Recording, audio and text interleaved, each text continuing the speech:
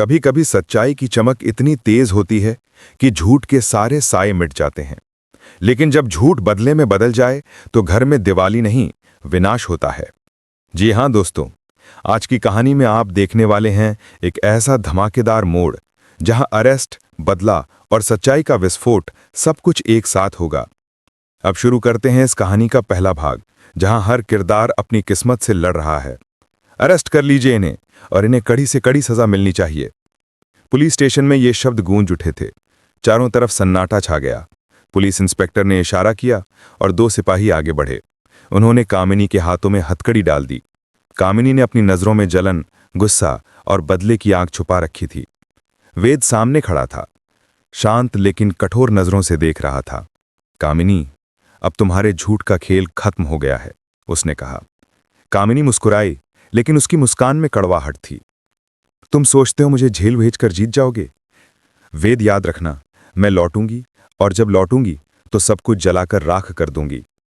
Police उसे ले गई, लेकिन उसके शब्द हवा में गूंजते रहे। वेद ने गहरी सांस ली। उसे लगा जैसे एक बोझ उतर गया हो। लेकिन कहानी यहीं खत्म नहीं हुई थी। असली खेल अब शुरू होना था। कामिनी के जेल जाते ही घर में थोड़ी राहत का माहौल था। सरू और वेद की शादी के बाद पहली दिवाली आने वाली थी। सब तैयारी में लगे थे। दिए सज रहे थे, मिठाइयां बन रही थीं और पूरा घर रोशनी से भर गया था। लेकिन हर रोशनी के पीछे एक साया होता है, और वो साया था अनिका। कामिनी के जेल जाने के बाद उसने कसम खाई थी, अब मैं सरू की जिंदगी को नर्क बना दूंगी। ये उसकी पहली दिवाली है, तो क्यों ना इसे उसकी सबसे बुरी दिवाली बना दूं। वो अपने कमरे में बैठी, आंखों में बदले की आग लिए बोली, तुमने मेरी दादी को जेल भेजा, अब मैं तुम्हें चैन से जीने नहीं दूंगी सरू। दूसरी ओर घर में सरूजा यानी गौरी भी अपने फैसले में डटी हुई थी। उसने तय कर लिया था कि अब वो इस घर को छोड़ देगी। उसने घर की नई बहू के लिए मिठाइयां बनाई थी, दीप सजाए थे और मुस्कुराते हुए कहा, अब मेरा यहां रहना ठीक नहीं। मेरी बेटी अपनी नई दुनिया बसाएगी और मैं गांव लौट जाऊंगी। वेद की मां ने उसे रोकने की कोशिश की। गौरी, मत जाओ, तुमने इस घर को मां की तरह संभाला है। लेकिन गौरी बोली, मेरा यहां रहना गलत होगा। अब ये घर मेरी बेटी का है और मैं चाहती हूं कि वो अपने दम पर अपनी पहचान बनाए। वो अपने कमरे से निकलने ही वाली थी कि तभी उसके हाथ से कपड़े का झोला गिर गया। उसके साथ ही नीचे गिर गई एक पुरानी तस्वीर, सरू की बचपन की फोटो। वेद की मां ने तस्वीर उठाई और जैसे ही उसे देखा, उसका चेहरा सख्त पड़ गया। ये तो सरू है, लेकिन ये तस्वीर तो गौरी के पास कैसे? गौरी का चेहरा सफेद पड़ गया। कुछ पल के लिए वो कुछ कह नहीं पाए। फिर धीरे से बोली, हाँ, ये सच है, सरू मेरी बेटी है। वेद की मां के कानों पर जैसे बिजली गिरी। तुमने इतने सालों तक ये बात हमसे छुपाई, हमारे परिवार को धोखा दिया। वो गुस्से में बोली, तुम्हारी हिम्मत कैसे हुई मेरे बेटे की शादी अपनी बेटी से करवाने की? गौरी की आंखों से आंसू निकल आए। मैंने किसी को धोखा नहीं दिया, किस्मत ने सब कुछ अपने हिसाब से किया। उसी वक्त सरू और वेद घर में आए। सबके चेहरे पर तनाव था। वेद ने हालात को समझते हुए कहा, मां, मुझे पहले से पता था कि सरू गौरी की बेटी है। क्या? तारा मतलब वेद की मां चौंक पड़ी। तुम्हें पता था और तुमने मुझे नहीं बताया? वेद बोला, क्योंकि सच को छिपाना नहीं, संभालना जरूरी था। सरू ने कुछ गलत नहीं किया। तारा ने गुस्से से कहा, मैं इस लड़की को अपनी बहू नहीं मानूंगी, ये रिश्ता अब खत्म है। सन्नाटा छा गया। सरू की आंखों से आंसू गिरने लगे। वेद ने उसकी तरफ देखा, लेकिन इस बार उसका चेहरा भी उदास था। वो जानता था कि मां गलत है, लेकिन हालात उसे मजबूर कर रहे थे। रात ढल चुकी थी। सरू अपने कमरे में अकेली बैठी थी। दीपक की लौ धीमे धीमे टिमटिमा रही थी, जैसे उसकी उम्मीद भी बुझ रही हो। वो खुद से बोली, क्या सच बोलने की सजा इतनी बड़ी होती है? उसी वक्त दरवाजे पर हल्की दस्तक हुई। वेद था। सरू, मैं जानता हूं मां का गुस्सा गलत है, लेकिन मुझे थोड़ा वक्त दो, मैं सब ठीक कर दूंगा। सरू ने धीरे से कहा, मुझे किसी सजा का डर नहीं, बस तुम्हारा साथ चाहिए। वेद ने उसका हाथ थाम लिया। मैं वादा करता हूं, चाहे कुछ भी हो जाए, मैं तुम्हें कभी अकेला नहीं छोड़ूंगा। और इसी के साथ कहानी ने एक नया मोड़ लिया। अब जबकि घर में सच्चाई सामने आ चुकी थी, तो आने वाले दिनों में अनिका की नई साजिशें, गौरी की बेबसी और वेद सारू के रिश्ते की अग्नि परीक्षा शुरू होने वाली थी। अगर आपको कहानी का ये पहला हिस्सा पसंद आया हो तो इसे लाइक करें, शेयर करें और अगले भाग के लिए सब्सक्राइब करें, क्योंकि आगे जो होने वाला है वो इस दिवाली की रात को आग में बदल देगा। रात बीत गई, लेकिन सरू की आंखों से नींद गायब थी। वेद के दिल में भी हलचल थी। मां का गुस्सा, घर का माहौल और अनिका की चालें, सब कुछ एक साथ उसे तोड़ रहे थे। सुबह होते ही घर में फिर से चर्चा का माहौल था। तारा अब भी गुस्से में थी। उसने सबके सामने साफ कहा, जब तक मैं जिंदा हूं मैं इस लड़की को इस घर की बहू नहीं मानूंगी। सरू चुपचाप खड़ी थी। उसके शब्द जैसे गले में अटक गए थे। वेद ने मां को समझाने की कोशिश की। मां, सरू ने कुछ गलत नहीं किया। अगर उसने अपनी असलियत छुपाई भी थी तो मजबूरी में। वो किसी को नुकसान पहुंचाना नहीं चाहती थी। लेकिन तारा ने बात काट दी। बस वेद, मुझे कोई सफाई नहीं चाहिए। इस घर में धोखे की कोई जगह नहीं है। अगर तुम्हें इस लड़की के साथ रहना है तो इस घर को छोड़ दो। वेद की आंखों में दर्द था। वो कुछ कह नहीं पाया, बस सरू का हाथ पकड़कर उसे कमरे की ओर ले गया। कमरे में पहुंचते ही सरू टूट गई। वेद, मैं नहीं चाहती कि तुम्हारे और तुम्हारी मां के बीच दूरियां आएं। अगर मेरी वजह से घर बिखर रहा है तो मैं। वो बोलते बोलते रुक गई। वेद ने उसका चेहरा थाम लिया। शब्द भी मत कहना सरू, हम साथ हैं और हमेशा रहेंगे। अगर मुझे चुनना है तो मैं तुम्हें चुनूंगा। सरू की आंखों में आंसू थे, लेकिन उसमें राहत भी थी। पर तभी घर के बाहर किसी की कार रुकती है। ड्राइवर दरवाजा खोलता है और बाहर निकलती है अनिका। उसके चेहरे पर वही पुरानी मुस्कुराहट थी, मीठी लेकिन जहरीली। तो ये है बिरला हाउस की नई बहू। कैसी है तुम्हारी दिवाली सरू? उसने ताना मारा। घर के बाकी लोग चौंक गए। तारा ने कहा, अनिका, तुम यहां क्या कर रही हो? वो बोली, आई थी आपको दिवाली विश करने। और हां, आपकी बहू को भी देखना था, जिसकी वजह से मेरी दादी कामिनी जेल में सड़ रही है। उसकी आवाज में जहर टपक रहा था। सरू ने शांत स्वर में कहा, अगर तुम्हें कुछ कहना है तो मुझसे कहो, मेरी सास से नहीं। अनिका हंसी। ओ, बहूजी में तो काफी हिम्मत है, लेकिन याद रखना, दिवाली की रात सिर्फ रोशनी नहीं लाती, कुछ अंधेरे भी साथ लाती है। वो ये कहकर चली गई, लेकिन पीछे एक दर छोड़ गई। वेद ने सरू को सांत्वना दी। उसकी बातों पर ध्यान मत दो, वो सिर्फ उकसाना चाहती है। लेकिन सरू का दिल शांत नहीं था। उसे महसूस हुआ कि कोई बड़ा तूफान आने वाला है। दूसरी सुबह गौरी अब गांव जाने की तैयारी में थी, लेकिन उसके मन में डर था कि कहीं उसकी बेटी को फिर से दुख न झेलना पड़े। वो सरू के पास आई और कहा, बेटा, किसी भी हाल में सच का साथ मत छोड़ना। झूठ थोड़े वक्त के लिए जीतता है, लेकिन आखिर में सच्चाई ही सब पर भारी पड़ती है। सरू ने मां को गले लगा लिया। आप चिंता मत कीजिए मां, मैं सब ठीक कर दूंगी।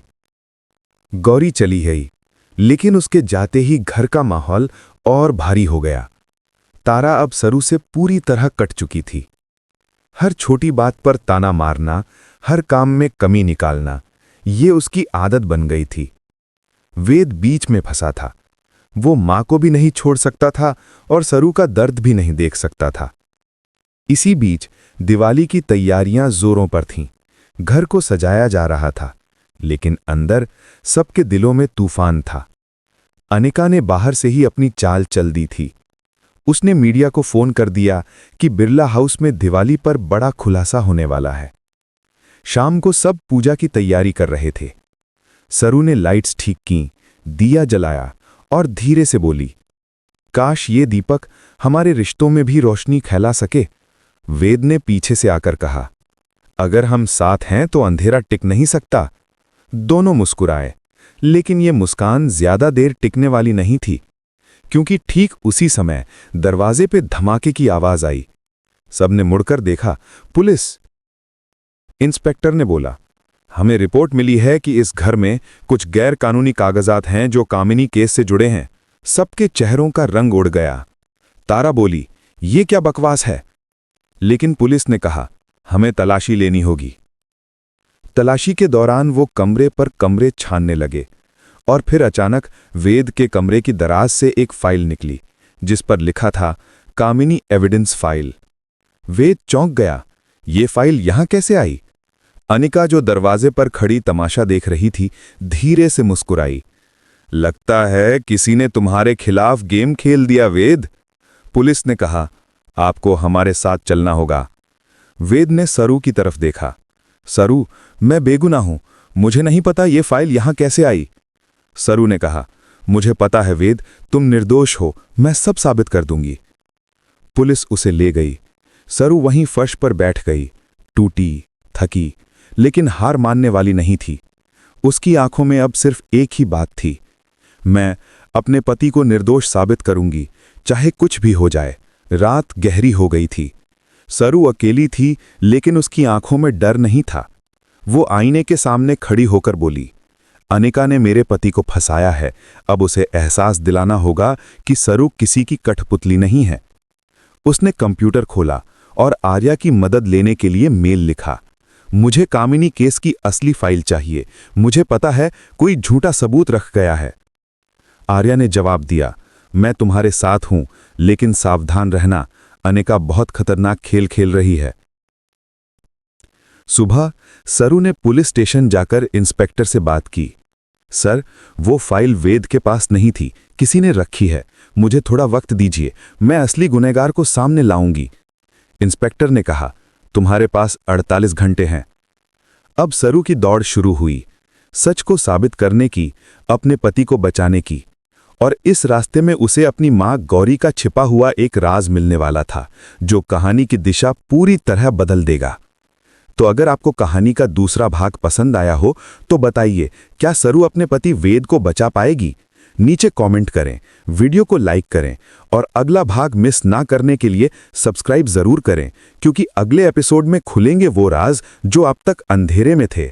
शाम को बिरला हाउस में दिवाली की पूजा होने वाली थी। तारा अब भी सरू से नाराज थी, लेकिन घर की इज्जत के लिए उसने कुछ नहीं कहा। अनिका भी वहां मौजूद थी, चेहरे पर वही मीठी मुस्कान लिए। सरू ने सबके सामने कहा, आज की पूजा से पहले मैं एक सच सबके सामने लाना चाहती हूं। सभी लोग चौंक गए, वेद की मां, तारा, गौरी, यहां तक कि अनिका भी। सरू ने स्क्रीन पर प्रोजेक्टर चलाया। वीडियो में दिखा अनिका और कामिनी एक होटल के कमरे में बैठी बात कर रही हैं। अनिका, अगर हम फाइल वेद के कमरे में रख देंगे तो पुलिस उसे तुरंत गिरफ्तार कर लेगी। कामिनी, पर ध्यान रखना कोई हमें देख न ले। कमरा एकदम शांत हो गया। अनिका के चेहरे का रंग उड़ गया। तारा बोली, अनिका, ये सब क्या है? अनिका गुस्से में बोली, ये झूठ है, ये सब एडिट किया गया वीडियो है।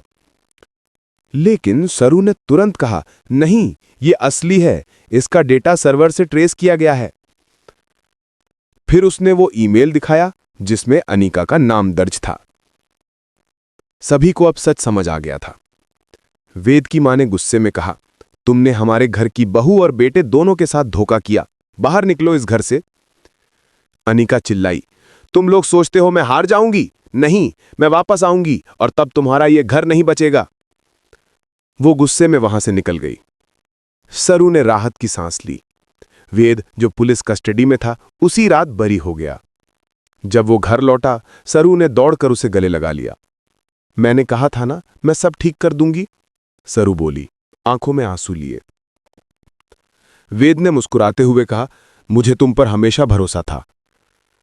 गौरी ने दोनों को गले लगाकर कहा, सच्चाई को जीतने में वक्त लग सकता है, लेकिन हारना उसे आता नहीं। अगले दिन बिरला हाउस में फिर से खुशियां लौट आईं। तारा ने पहली बार सरू से मुस्कुराकर कहा, बहू, तुमने जिस हिम्मत से सब झेला वो काबिले तारीफ है। अब तुम सिर्फ इस घर की बहू नहीं, हमारी बेटी हो। सरू की आंखों में खुशी के आंसू थे।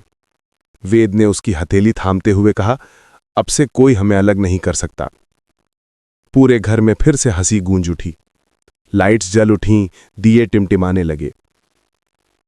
लेकिन दूर खड़ी एक परछाई सब देख रही थी, अनिका। उसने दूर से देखा और कहा, खेल खत्म नहीं हुआ सरू, अभी तो असली दिवाली बाकी है।